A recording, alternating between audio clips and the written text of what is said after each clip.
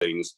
And I think a lot of us have been caught up in this, doom and gloom kind of Eeyore type mindset. Whereas on the other side of it, I'm actually glad that things are slowing down, right? I'm glad that we're going to see a purge of the market, meaning the people that got into the business just to get into some quick money are going to have to exit the business because they've done no foundational things to build their business, right? The value that they bring to the table isn't the same value that somebody who's been doing this for a long time or preparing for this is bringing to the table. Now, does that mean that if you're new, you're gonna get kicked out of the industry or you won't make it? Absolutely not. But what it means is the people that were doing it just as means of, hey, let me get a quick paycheck, I don't really have to do the work, deals are going to fall in my lap. Those are the people that'll exit, right? So I think the people who like posted in the group, they're like, oh, this is the easiest job I've ever had. Why didn't I get into this 10 years ago? Right. And you're like, well, that's because we were in a crash 10 years ago and it was really hard. Right. Correct. Yeah. No, you're absolutely right. Those are the people that like, this isn't easy. This is when you deal with this at a high level, you're dealing with different levels of emotion, different personality types, even your referral partners, vary. I've got a closing taking place on the wall, the other side of where I'm sitting right now. I'm not in there for it, right? Usually I'm in there for closings, or at least I'm on the phone for closings or something like that, to understand that, hey, if an emotion rises because something that they thought to be different than what it is, I'm at least there to say, hey, here's what we discussed, here's what we're doing. And a lot of that's experience, right? A lot of that is human behavior is very similar across the board, meaning that the things that humans typically do in response to stressful situations or situations like what we're in now is pretty much predictable to a degree, right?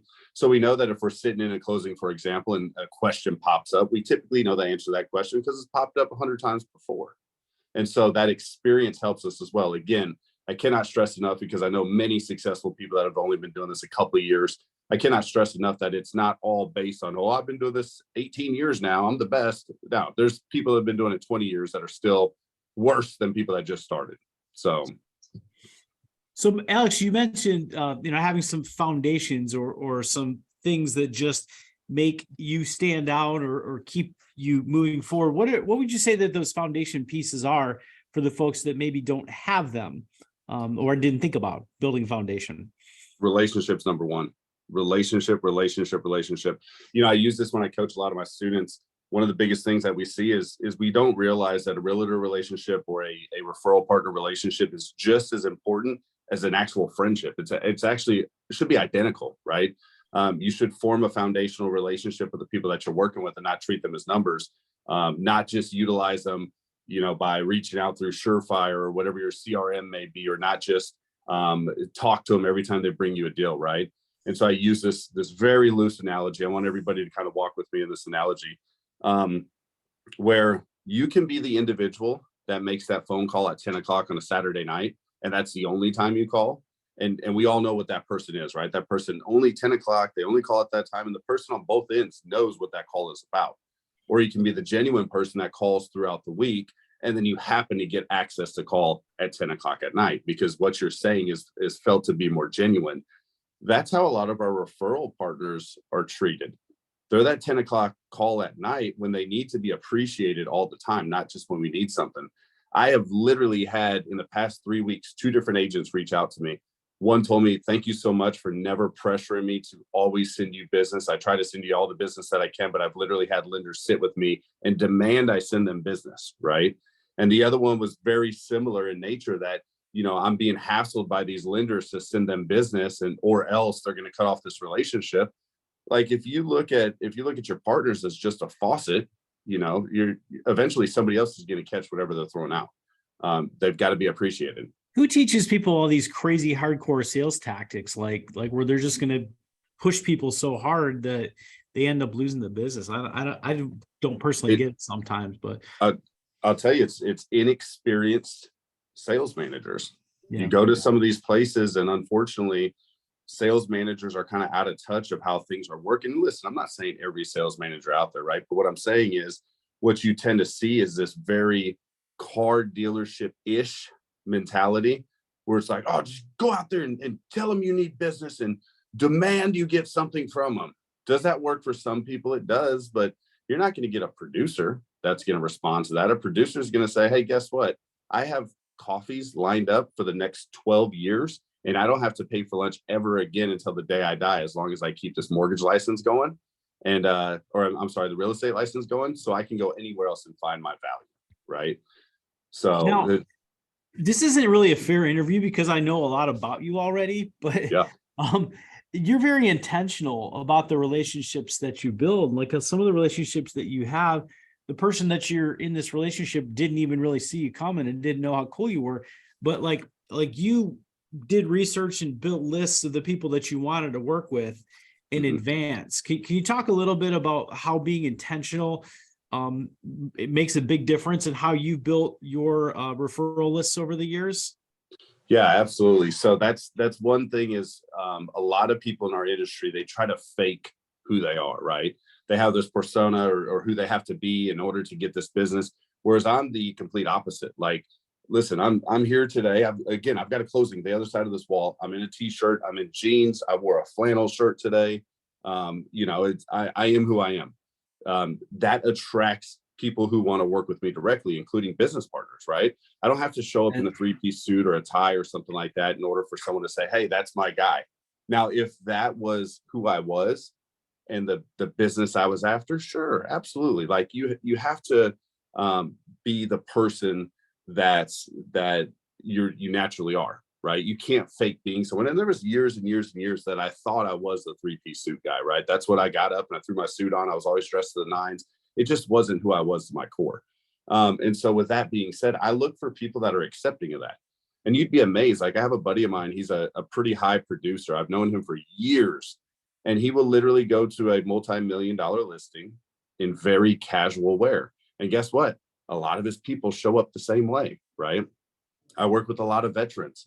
Guess how a lot of the people that are in that other room right now have a baseball hat on, a flannel shirt, jeans, right? Very natural, just laid back people. I am attracting the people that I want to work with and deflecting the people I don't. Here's the thing, you've always been like, at least since I've known you in what, almost 10 years now, 8, 9, 10 years at this point. Yeah. You've always been yourself. Yep. Right. And and it's crazy because that's a big part of your identity. It's a big part of your brand. And it goes out to what you just said. By being yourself, who you are, you're able to find other people that are like-minded, that are like you. And naturally, it's an NLP thing, right? I mean, even if it wasn't intentional, but it's just inherently we gravitate towards people who are similar to ourselves. That's who we like to be with. That's who we like to work with. That's who we like to be friends with. Right? And when you do that and you don't, again, I used to work for John Thomas. He is one of my dearest friends in the world. He wears a suit every single day. Yeah. I got a pair of sweatpants on right now. And my North Face shirt that I wear in almost every single one of these videos is sitting over there. And I changed it because I went back and watched some of the replays. I'm like, I've worn that shirt like 9 out of 15 calls. Right, on this. But they said, you've got to be yourself with this. And always appreciated that about you, man, and kind of how you go about doing it. One thing I did want to comment on, going back to what you were saying earlier with these relationships and making these calls. So many of us have come to depend on automation to make these calls and make these contacts. And look, as a guy who sells a CRM, I love automation. Yeah. But automation is there to support us. It's not there to replace us. Right. And when you move to that part where you're trying to get yourself replaced, you're actually replacing yourself in that relationship right there. So now I just, like I said, you mentioned that, man, just caught my attention. Couldn't get Fish to stop talking so I could bring it up there. But like I said, man, I love what you're doing. It's funny that you said NLP though, because Alex has really been studying NLP a lot lately. Now, I'm a certified NLP practitioner, so I actually have a certification in it. So, but here's the thing: the NLP portion is a newfound thing, being in the past year or so. The funny thing is a lot of the NLP stuff, because of those of you that know me, know my childhood and my past, a lot of this stuff is stuff I was already aware of, just what I didn't know what it was called, right? It's like having a socket set and it doesn't say 10 millimeter, 11 millimeter, 12 millimeter. You know which socket can fit. And now I have labeled all my sockets, if that makes sense. So Alex, I know that, TJ was just mentioning how important it is to be authentic and to be personal and to make a one-on-one connection. but also, as he alluded to, using technology and or social media to your benefit. What are some of the things that you do so that you can sell, from one to many, or get your message out there to lots of people at a time without having to just make 50 phone calls every single Monday? Because I know you do a lot of things to try to stay in front of all the different folks that you have relationships with. Yeah, I have a very systematic approach to how I maintain those relationships, meaning that there's literally a system in place that raises its hand when it needs attention, right? And you have to do that because there's no way that any of us can manage 100+ relationships or 50+ relationships and manage those efficiently without some system in place saying, hey, pick me, right?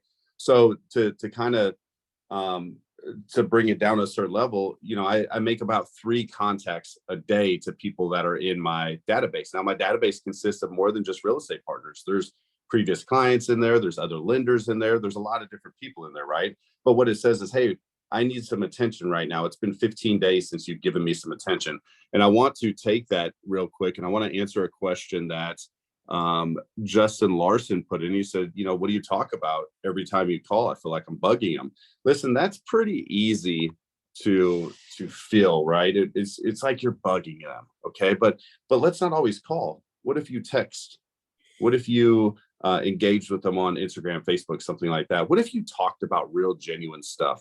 For example, if I was to pick up the phone and call Michael Fisher today, which Michael, I talk to you on a fairly regular basis, but I may pick up the phone and say, hey, bro, I got your Christmas card here recently. Dude, that picture was awesome. How are the kids? Right? Oh, the kids are good. Good, dude. So glad to hear it. Any big plans for the holidays? Yeah, we're going to go to Detroit, the biggest city in the world, or whatever. Oh, cool. What are you doing there? And guess what I'm doing over here? I'm writing notes down. They're going to Detroit, right? Why is that important? Well, I have a waiter that always waits on me at J. Alexander's, which is the place I go to for lunch all the time. It's kind of a higher end type place. And the guy's name's Derry.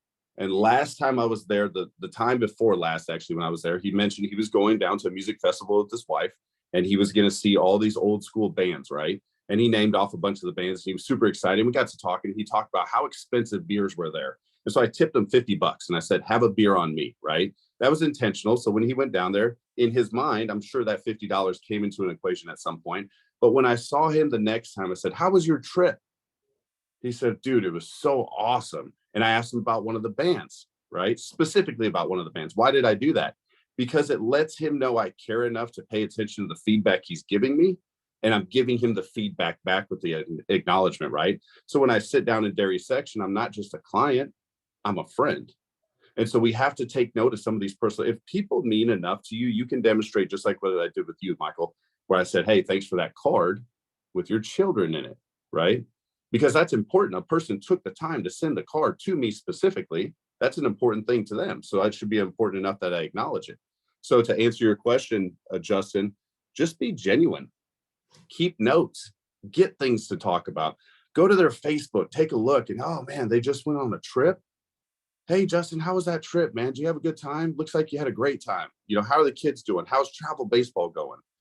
And then Vincent said to add something of value, a course that you're offering, or just check in. Yeah. So just check it without being salesy. So, we always think that we have to every time reach out, and it has to be about sales, right? And the fact is, do we have to ask every now and then about a sale? Yeah, sure. Every now and then you want to say, hey, Michael, what can I do to earn your business? What can I do to help your business grow? What can I do? But I want you guys, everybody that's on this call, listen, we have 45 people on this call, and thank you so much for spending some time with me today, and taking time out of your day, but it has to come with value. So this conversation that's taking place right now has value to it, right? That's why you're on the call. That's why you're attentive. That's why you're paying attention. So with that being said, wouldn't you want to have every conversation that you have in the future to possess some sort of value for the individual that you're speaking to? And so if you deliver a conversation with some sort of value every single time, people look forward to talking to you, not deflecting you. I always like to, I think Clayton used to tell me this, our good friend Clayton in Las Vegas. He'd say, like, just ask more questions. And then when you find a good question, write it down and ask that question. And again, just because people like to talk about themselves. So if you find out what they like to talk about, you just ask them questions about that, and then you slowly direct it into business questions. Yep. How's your marketing going? How's your lead generation going? You guys doing anything exciting that is working really well for you? Or, are there any tweaks that you've done this year that have made a big difference? And you kind of get them excited to talk about their business too. Right. Especially you've been doing it for years, and you've shown Alex and me, and it's what you always say about being social and social media, a common thread throughout these calls, right? We give you all the information every single day that you need to know to make a relationship, with us, right? Every day we're posting, this is what I'm doing, this is what my family's doing, this is what I'm into. You take 2 or 3 minutes, you comment on someone's post, like you said, Alex, like, man, soccer game looked like fun. Hope you guys did great.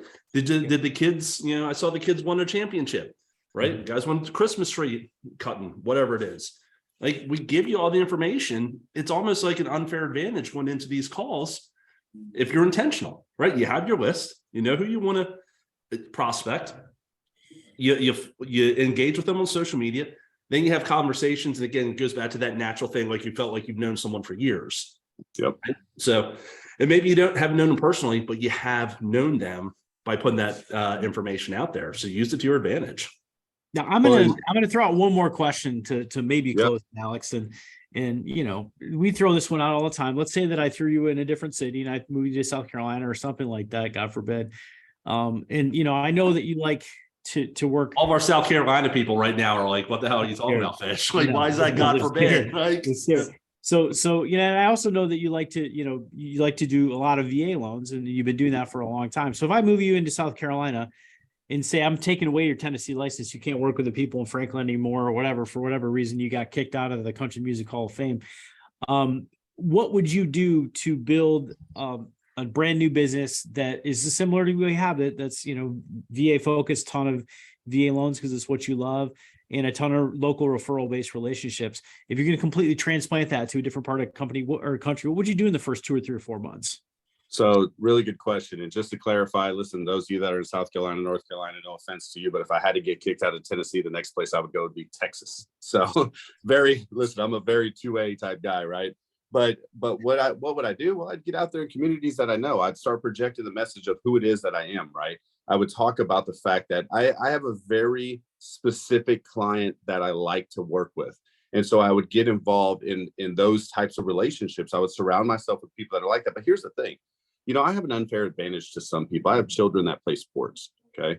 And I make it very intentional when I sit down and watch that baseball game or that basketball game or something like that, to communicate with the people around me and to ask reciprocal questions, okay? What is a reciprocal question? It's a question that would demand a response that would ask the same question, right? And so if you go up to someone and you say, how's your day? They say, it's great. What do they say after that? How's yours, right? So if you ask somebody, oh, what is it that you do for a living? They're going to say, oh, I'm a CEO for a software company. What do you do? Okay, so we start asking reciprocal questions. I even get in, it's kind of funny, I get into some of these group chats, right, where my kids are playing sports and things like that. And I'll ask people flat out, hey, what is it that everyone does? I feel like we can bring value to each other if we get involved in each other's businesses. What does everybody do for a living? And they're glad to talk about it, right? They're talking. So what would I do if I got shifted into a new market? I would go out and try to make as many friends as possible. Would those friends be all real estate agents? Well, didn't NAR just do a report 2, 3, 4, 5, 6 months ago that said 8% of realtors did more than 4 deals at that point in the year? I know clients and friends that know of people that have sold more than 4 houses, right? So would my priority be realtors? Not necessarily. Am I saying anything wrong about realtors? No, not anything wrong at all. But if the only thing you're out there fishing with is catfish bait, the only thing you're going to catch is catfish, right?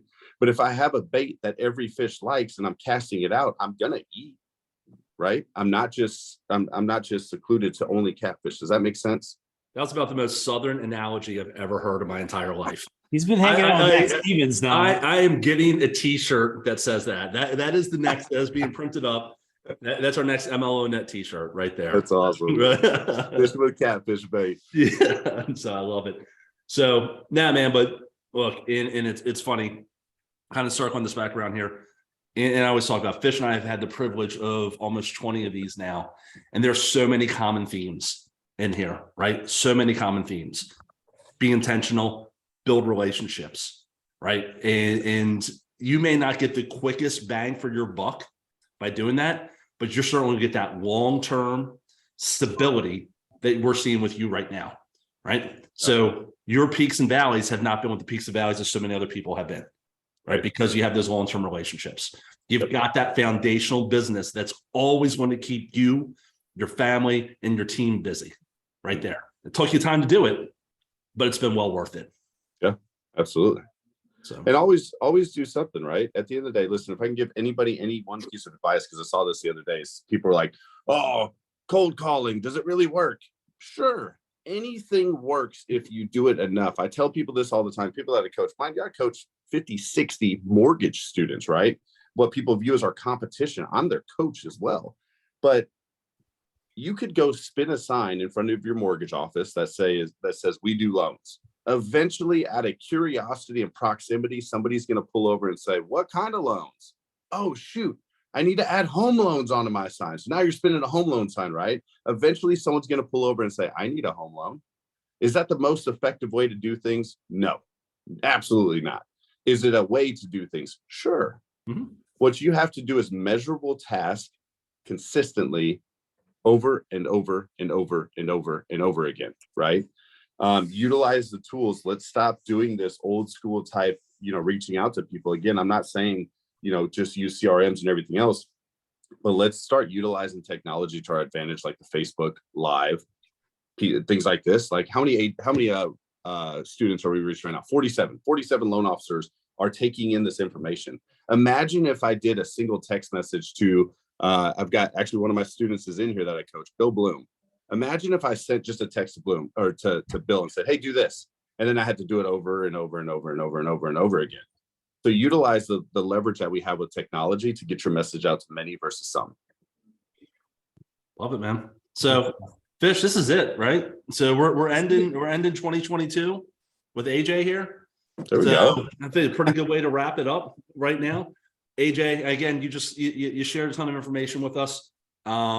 We appreciate it. We appreciate you. Me, just as someone who's known you for a long time. It's just been an absolute pleasure to see you, from those first Facebook messages me and you and Fish had when Fish and I are like offline, we're like, who is this clown? Right. To seeing, the man and the leader that you are today. So we really appreciate you sharing with MLO Network. And, I appreciate your friendship and your inspiration. Likewise. Yeah. So Fish, anything to wrap this up on, man? No, that's it, man. We wish you guys Merry Christmas, Happy Hanukkah, Happy Holidays, Happy New Year, all that kind of stuff. You're going to see some more posts from us in MLO, but not as many of the videos. We're going to try to do a few less of these, let you guys kind of chill for a few days. I put it out there yesterday. I've got a kickoff on January 4th for MLO Net. Got Carl White, Scott Groves, Con McBride, Alex's coaching leader / partner, and Cindy Ertman are going to be on for about 60, 70 minutes talking about all the things that you need to focus on. So how are we doing that, Fish? Is it going to be open forum? We're having conversations. Like what are your plans with all that? I have no plan. I throw things against the wall and hope they stick. Oh, I know. That's why I asked it. So be like Alex and be intentional. Yeah, man, I'm excited. I'm excited about that. Carl and Cindy and Kai and Scott and I, we're throwing questions back and forth, and we'll do a Zoom like this, but we're going to let people ask questions as we go through it. So yeah. I can tell you, every time we've had Carl on and Scott on, always been, at least for me personally, some of my favorite calls. Like they've always been great, shared great information as well. So really excited. I'm going to mail out white hats, and then Kai gets a black hat. Apparently Kai wanted to be in the black hat team. So 3 white hats and 1 black hat. So cool. All right. MLO Net. Thank you. We will keep an eye out for the event. Check out AJ if you need some, some coaching, some leadership, learn about NLP, where you can Jedi, mind trick people, whatever you need to do. And then as always, we appreciate you. Check out replays at .mlonetwork.com.